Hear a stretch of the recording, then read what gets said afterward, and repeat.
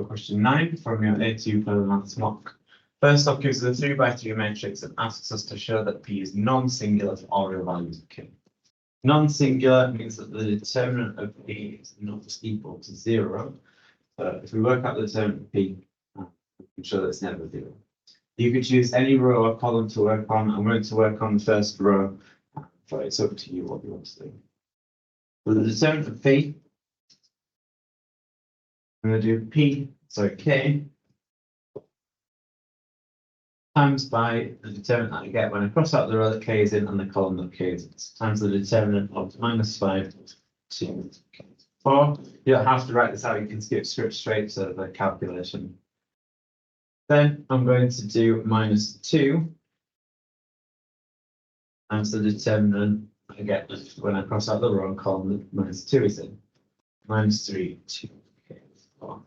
Remember, determinants follow a plus minus pattern, so this second one needs to be a minus. Then my third one is a plus, which I get 7 times the determinant of -3 -5. Okay.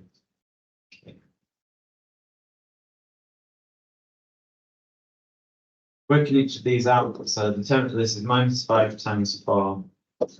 Which is -20, and then -k times 2, so -2k. -2 makes a +2 times by -12 -2k. I'm doing -3 times 4, -3 times k. And then +7 times -3 times k, -5 times k. Expanding all this out and simplifying it gives me -20k, -2k squared, -24. And so k minus so this gives me 2k overall, so it's a +14k.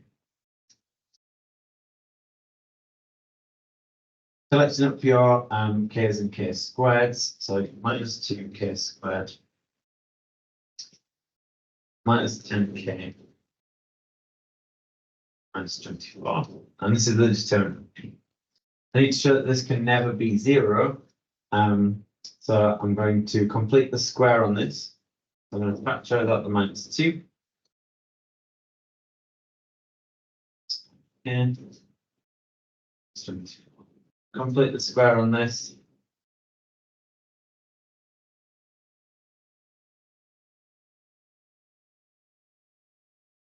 Expand this back out.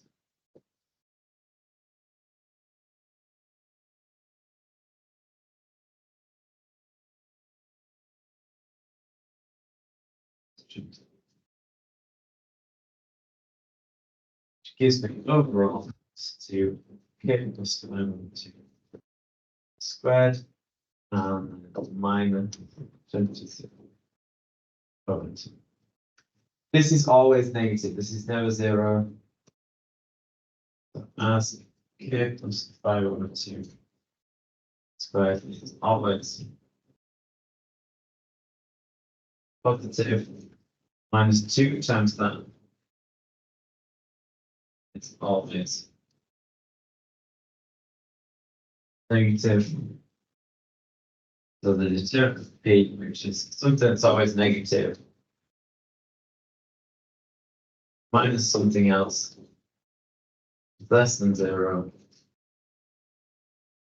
for all values of k and kb.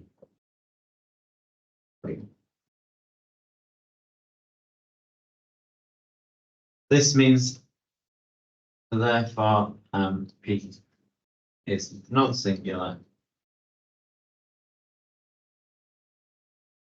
for all k. So it's less than 0, it can never be equal to 0. P gives us a 2 by 2 matrix that represents the linear transformation. Gives us 2 points and tells us that they transform to A' and B'.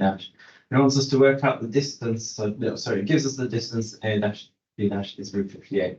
Wants us to work out the values of it.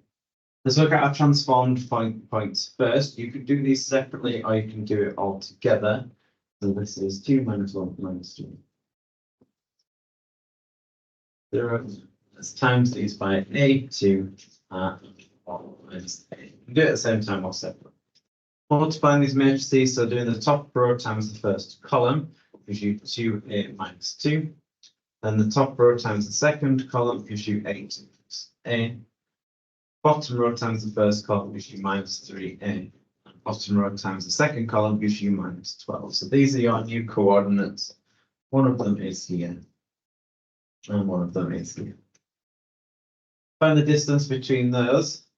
So the distance a dash b dash is 2a minus 2 plus a plus a squared, plus minus 3a minus 12 squared. We're going to work out the distance squared to get rid of the square root. And this is equal to, the distance is equal to root 58, so the distance squared is equal to 58. Let's tidy this up. So I get 2a minus a gives me a, minus 2 minus 8 gives me minus 10. And this here gives me 12 minus 3.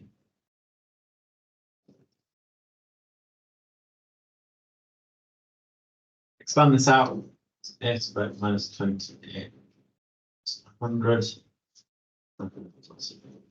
144 minus 72 plus 9a squared plus 58. Collecting these up gives me 10a squared minus 92a.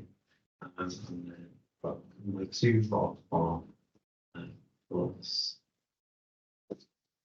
186 equals 0. Solve this on your calculator. So 10 minus 92, 186. Gives me two solutions. A is 3 or 31.5.